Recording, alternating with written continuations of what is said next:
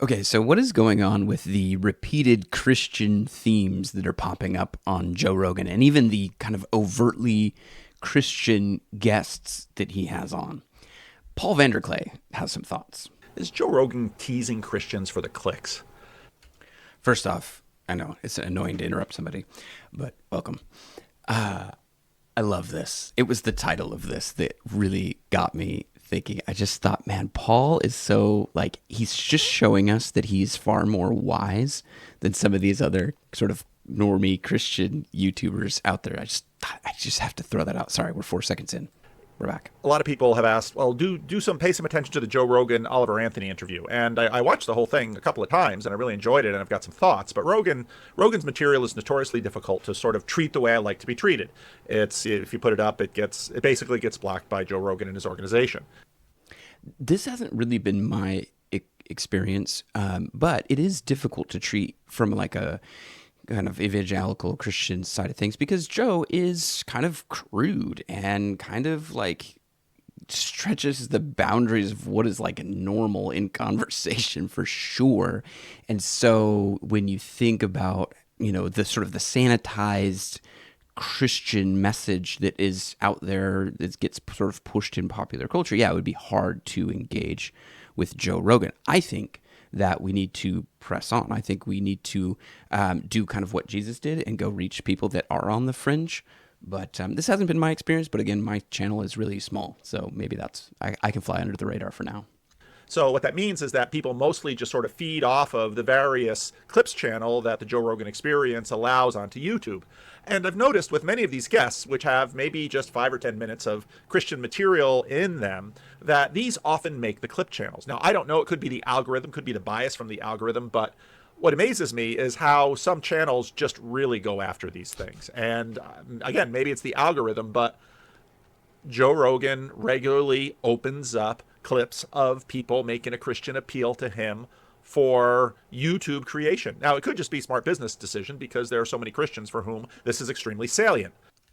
Yeah, is it a smart? I think it is a smart business decision. I think there's more to the story. Now, if you think about it again, Joe's content is kind of probably offensive to most like sort of Christians out there, and so there's over 2 billion Christians on the planet. That's an unreached people group if you think about it for Joe and his team. And so is he softening on his views of Christianity to make his content more appealing to those over 2 billion people? Yeah, I mean, that would be a smart business decision. I do think that there's more going on to it, but again, Paul just coming at it with sort of this wisdom. I love it. But I really wonder that it might not be Joe Rogan, it might be whoever's managing his stuff. They've simply realized that the algorithm rewards talking to Stephen Meyer, the Oliver Anthony, getting into his Christian background. And again, if you listen to enough Rogan, you sort of have a sense of where Rogan's at. And often depending on the guest, with some guests that are more skeptical, he'll just sort of mock Christianity and call it foolishness. That seems to have changed, but it's always hard to know because a lot of it depends on the guest that's in front of him. And this is where I kind of come in. This is what got me on YouTube. And I know I'm interrupting Paul, but if you know Paul and if you watch his content, it's kind of fun. It's kind of fun to be on this side and get to sort of pause Paul for a second and interject because Paul's sort of infamous for doing that. But yeah, I mean, this like literally I felt convicted almost to start this channel that I started. I mean, I would say that felt like a calling almost of like, I heard enough on, and we'll get into kind of the history, the probably the last 6 months to a year of Joe Rogan and kind of that trend that we would see on his podcast. And then we're going to ask the question, what's really going on? What is it? Is it just smart business? Or is God up to something? But again, what's amazing is just how regularly the tiny little segment where the person makes a Christian testimony or an appeal or an argument, it's amazing just how many times these segments get selected for running the little clips on YouTube that therefore can sort of be appropriated by Christian YouTube. And then like this Russian KD guy, what's really fun about him, if you get all of his thumbnails up on one page, it's like the one picture of him that he must have decided this one gets the clicks. This picture goes on every single thing. Joe Rogan shocked by Oliver Anthony's Christian testimony. End times trumpet heard by millions finally caught on camera. Joe Rogan admits this about God after hearing Oliver Anthony's viral video. Jordan Peterson pressed on the resurrection of Jesus, as if this is the first time.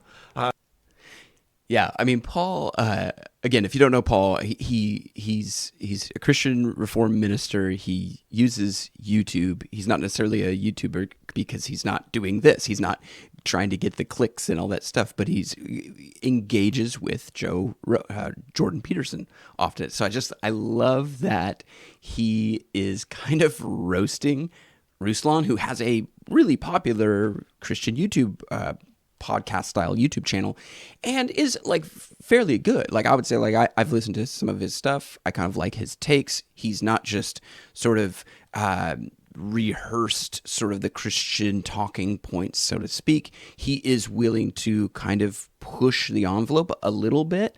But yeah, just it's so and that's a big channel, that's a big podcast, so it's so funny to listen to Paul just kind of be like, why are you using the same picture over and over and over again? I mean, come on, take another picture. Just that's such a I don't know, lighthearted and funny observation from Paul that I love.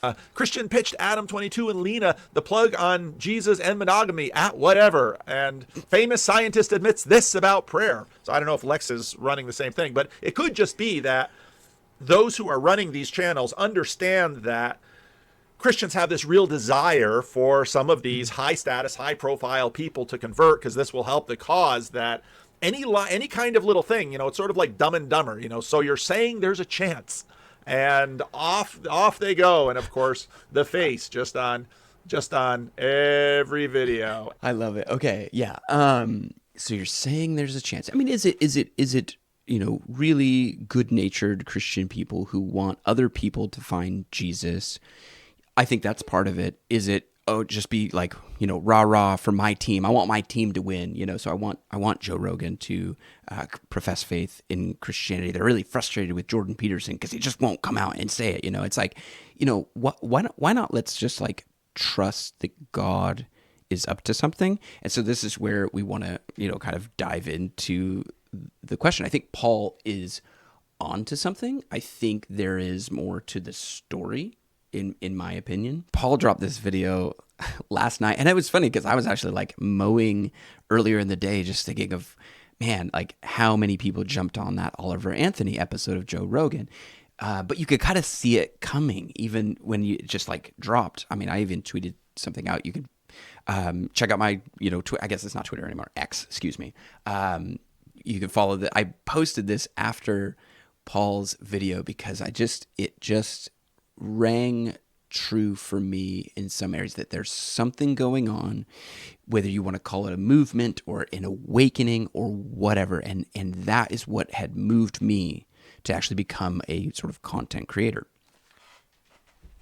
Kind of motivated to either document this or in a way be sort of like a digital missionary out there, because I think that my background is kind of in philosophy and theology, and so I think I can put on the philosophical hat and sort of look at these things. The crude nature of Joe Rogan's podcast at times really doesn't bother me. If you get to know my family, you would understand. But after Paul's video, I just thought, okay, what is really going on here? Paul is asking whether Joe is just teasing Christians. And I love that take from Paul, because I think he's sort of right, because you see this Christian YouTube just lights up like a Christmas tree after that Oliver Anthony episode.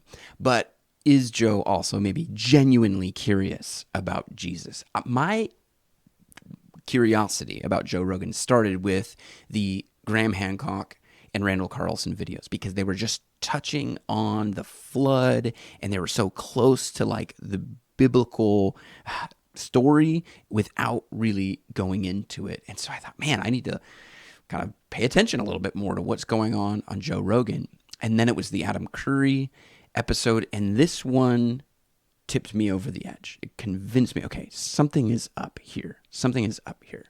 Because when you listen to Adam talk about his story, It was the people that surrounded him that got him to think more deeply about God, about the nature of God and the person of Jesus. And so, again, you can follow this thread if you want to engage on X, Strange Theology. That's where I'm at. And I kind of documented at least the history that I see. I haven't listened to every Joe Rogan episode, but you go from Adam Curry, who just openly says, like, once I started thinking about Jesus, it really changed my perspective on life. It really did. And you hear Joe, he's kind of like, huh. He has these moments of where you can tell he's actually thinking about this. You go back and actually, there was an older Jordan Peterson episode, and then he had Jordan Peterson on after Adam Curry. But Jordan Peterson had this statement about how the Bible is not just true; it's more than true. It's the precondition for the manifestation of all truth, which to me sounds very Francis Schaeffer-like. And so I've started sort of compiling these dialogue videos, if you will, where it's like, well, okay, let's bring in some Schaeffer into what Jordan Peterson just said on Joe Rogan, and in a way create a dialogue, not a reaction video, because I think reaction videos are made to convince other people that you're right, and I think that's where Christian YouTube really could use some criticism. It's like Christians are often guilty of making sort of a response or a reaction video at the expense of someone who's not there to respond to that sort of Christian talking head.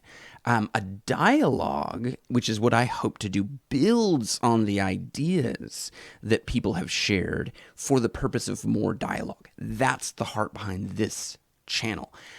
When you approach the same subject with a little bit of humility and say, look, I think I have some ideas here that could help you, but I don't know everything. And I think I can learn from you. That's a dialogue. It's like we're both looking at the same thing. We might have different opinions on it.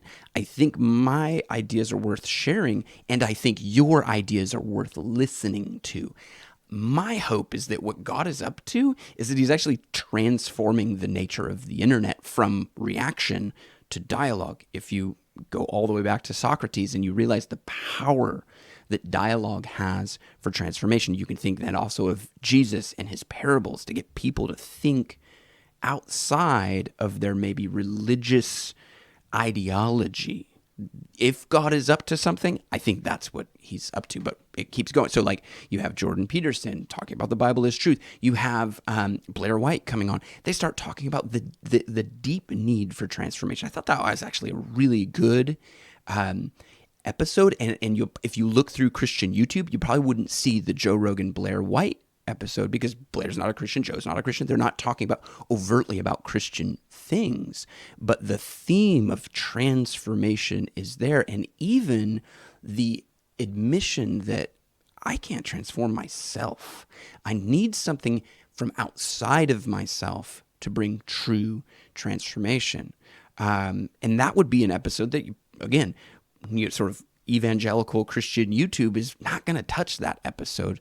But I thought it was beautiful, frankly. And then Russell Brand goes on. He's, talks about the need for recovery. And so again, you have this theme from, Blair White to Russell Brand. Again, Russell's not a Christian, but he understands the gospel, I think. He understands something about the gospel. And then you have Stephen Meyer. And if you're with me at this point, thank you. I love that you're here, that you're interested in this as well, because I think it is fascinating. So glad that you're here. Share this with a friend, because again, I don't have an algorithm. I just have me, and so I have the people here that I don't know that YouTube is very favorable to these types of conversations. So maybe to Paul's point, that the algorithm kind of takes that. I don't know. I think that more so the algorithm, if anything, would be taking that to create more like debate and reaction and less dialogue. And so when you start to go down the road of open dialogue, it doesn't seem like YouTube is going to favor the clickbait type of stuff that's going to invoke a lot of emotion rather than invoke people deeply thinking about things.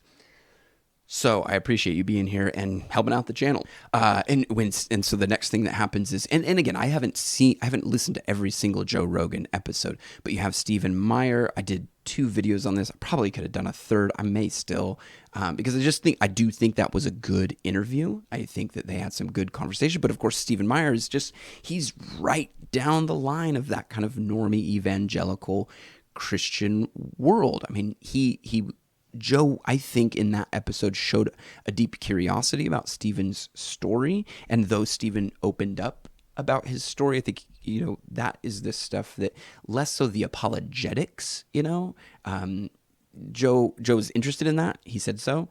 But he's also interested in that story. So then I just love this. This is maybe one of my favorite episodes is the recent Duncan Trussell episode. They start reading Revelation chapter 13. They start looking into the end times and how God has revealed like what is going to happen. I mean, it's so funny that Joe and Duncan are sitting down doing a Bible study on Revelation chapter 13. So of course we had to treat that.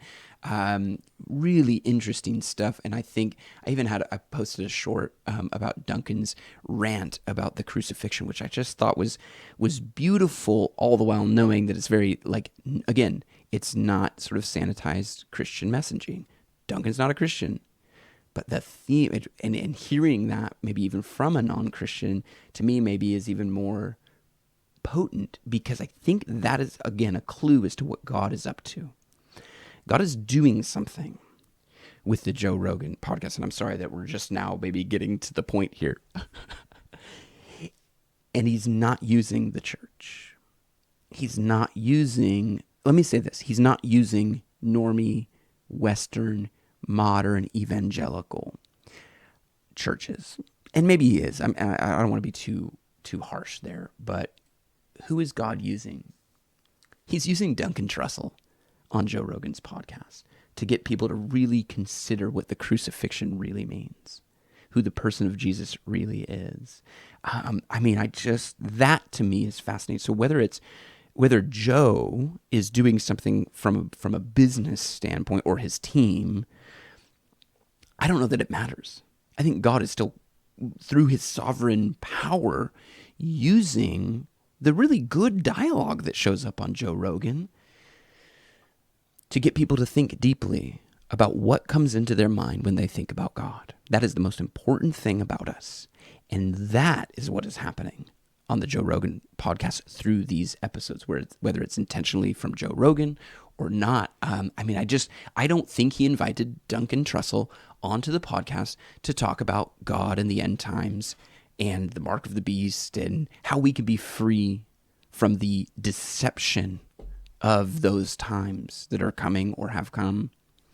He didn't invite Duncan on to talk about those things, but those were the things that they ended up talking about. I mean, they talked about a lot of stuff, but there's this whole section of that podcast where they just opened up the Bible and had a little Bible study. That to me speaks of something that God is doing that is outside of the control of anybody's business model. And so that takes us all the way back to this. In the Adam Curry episode, I think is one that really does speak to me. If you look from Adam Curry, and you look before that to the more recent one with Ain't Got a Dollar, because I don't think, Oliver Anthony, who's Christopher Anthony, by the way, newsflash, everyone. He's not a typical modern normie evangelical. He even said he's struggling to find a church and all that stuff. I mean, they talked about some good stuff, but he's and Christian YouTube wants to make Oliver Anthony into a person like them. But he's just not. And I think we have to appreciate that. God is using the fringe people. He's using the blind and the lepers and the beggars. I mean, this is what Jesus did all throughout the Gospels. He went to the prostitutes and the liars and the murderers and the thieves. And it was to them that the kingdom came. And the religious leaders fought with him, argued with him, rejected him, and crucified him. And I think that we should pay attention to that so that we don't risk doing the same thing today, even if we're talking conceptually about the person of Jesus. And then, I think this is Adam. Let's see. And then Adam Curry shows up and says, hey, don't forget about Hulk Hogan. Because Hulk Hogan went on charity and was with a John 3:16 t-shirt and just shared his faith. I mean, you can't make this up. You can't make this up. Hulk Hogan goes on Joe Rogan and starts sharing. I mean, there you go. So if you want to, again, look at this thread. I posted it here so that we can all kind of have it. Strange Theology on X and here on YouTube. So I hope that that's informative. I hope that maybe answers the question, Paul. This is kind of what I think. I think you're right. I think there's more to the story, and we shall see what happens next. So I will catch you in the next one.